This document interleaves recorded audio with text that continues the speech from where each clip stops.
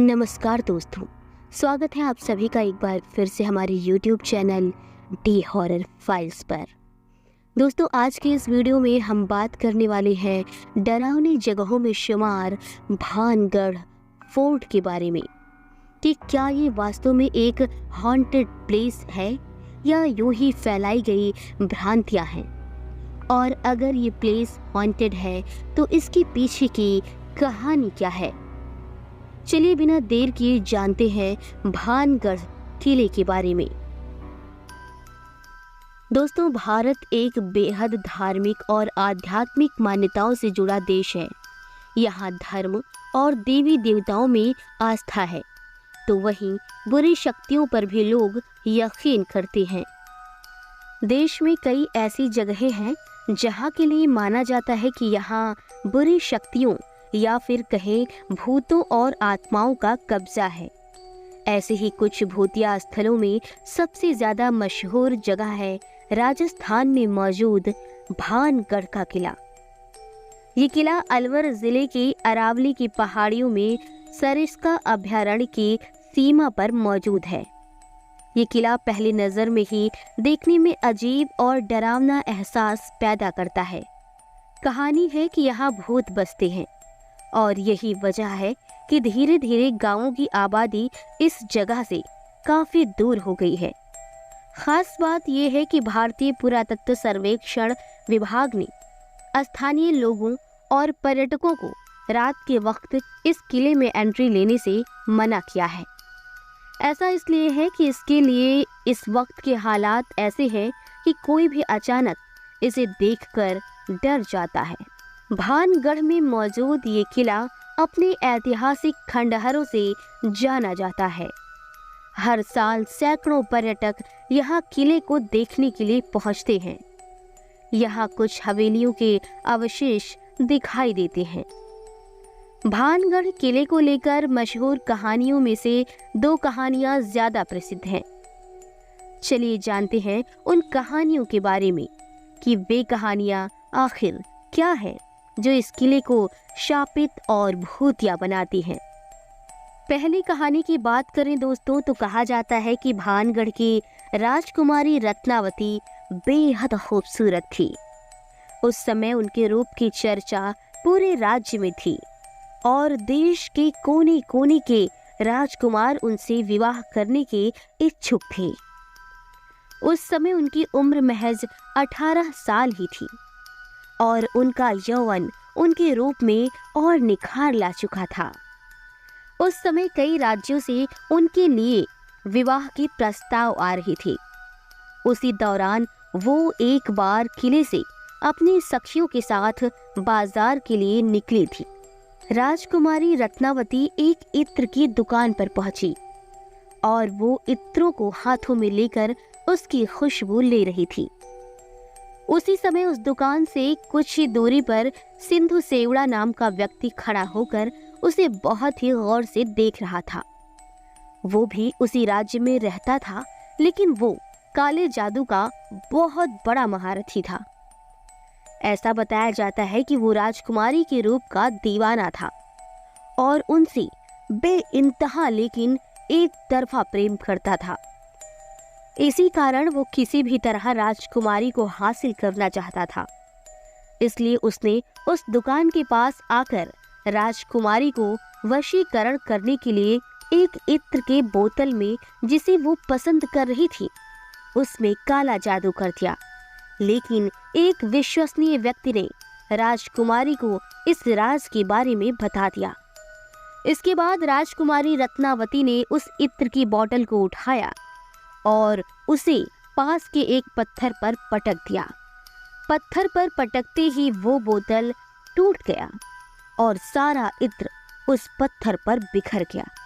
इसके बाद से ही वो पत्थर फिसलते हुए उस तांत्रिक सिंधु सेवड़ा के पीछे चल पड़ा और तांत्रिक को कुचल दिया, जिससे उसकी मौके पर ही मौत हो गई।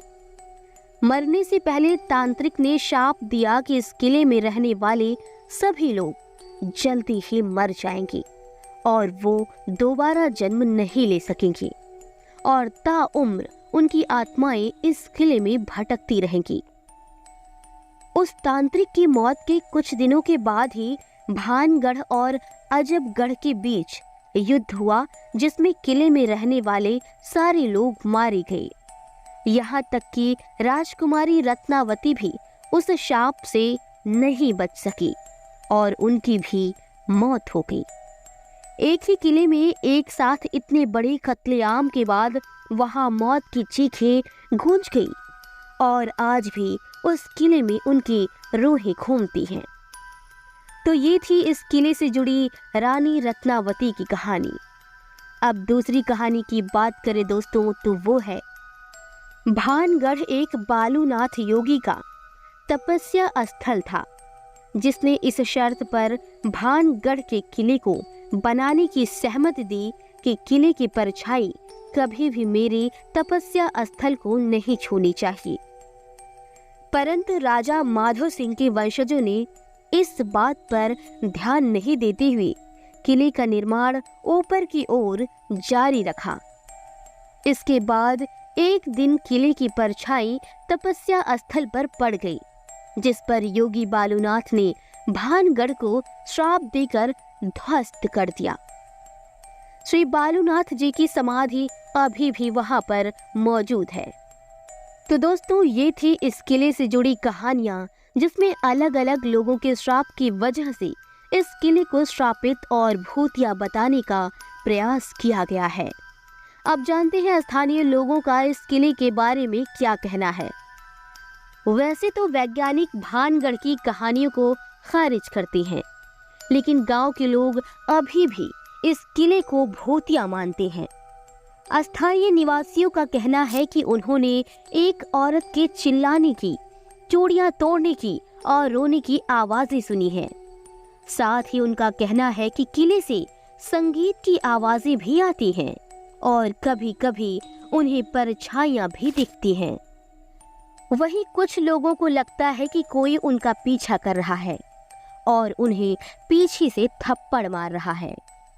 वहां से अजीब सी गंध भी आती है, ऐसा स्थानीय निवासियों का कहना है। इन्हीं कारणों की वजह से सूर्यास्त के बाद दरवाजे बंद हो जाते हैं और किले में एंट्री बिल्कुल बैन हो जाती है। हालांकि ये कहानियां सही भी हो सकती हैं और मनगढ़ंत भी। चलिए इसको कुछ ऐसे समझने की कोशिश करते हैं। होता ये है कि कुछ बातें हमारे दिमाग में इस तरह से घर कर लेती हैं कि असल में वो झूठी होती हुई भी हमें वो इतनी ज्यादा सच्ची लगती है कि कोई हमें लाख समझाए, लेकिन हमारा दिमाग उसे मानने के लिए तैयार नहीं होता है।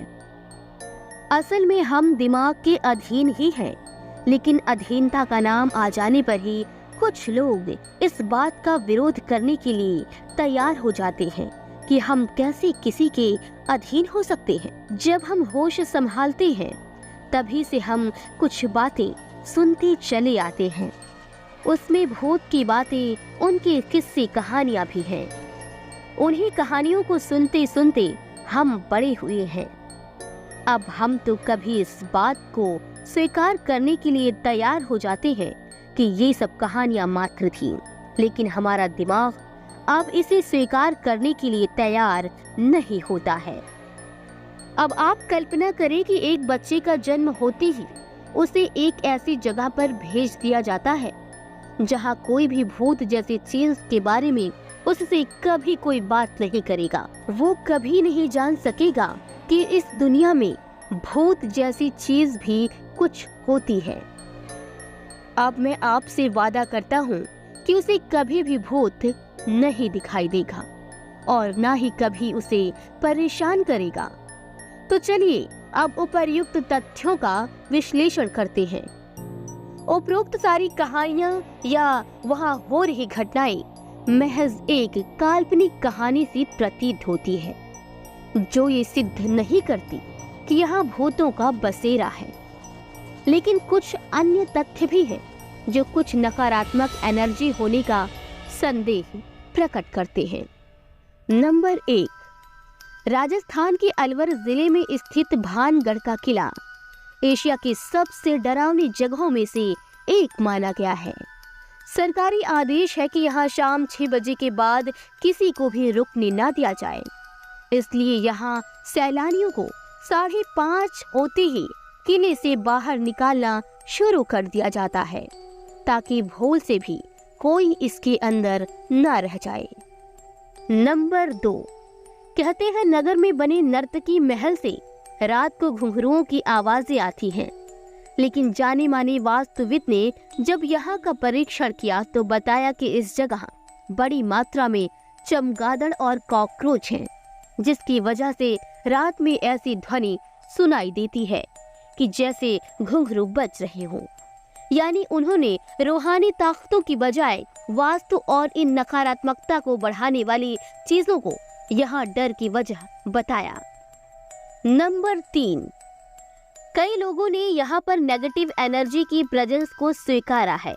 कई इन्वेस्टिगेटर्स के कैमरे में कुछ अजीब तस्वीरें कैद भी हुई हैं, लेकिन किसी ने ये नहीं कहा कि ये कोई भूत है।